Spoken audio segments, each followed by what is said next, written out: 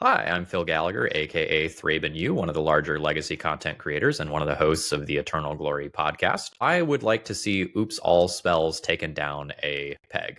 Honestly, probably taken down multiple pegs. The deck has proven very, very resilient to opposing interactions, often able to win games versus hate pieces that are specifically targeted at the deck. And because of this, very little counterplay exists for the deck, especially if you are not playing a blue deck. If you are playing a blue deck, sometimes your hate piece backed by a counterspell to protect it is good enough, or a hate piece backed by a counterspell for the opposing interaction is good enough. But sometimes, honestly, it's not. And Oops All Spells might win through 3+ pieces of interaction.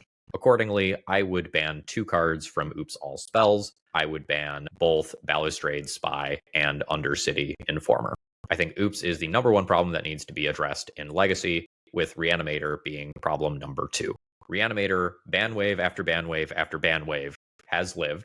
It has gotten knocked down a peg each time, but each time the tempo gameplay backed by a Reanimator finishing blow has overwhelmed the format. I believe it is currently sitting at about a 56% win rate in non-mirror cases, which is a concerning level, and it is also one of the most played decks in Legacy.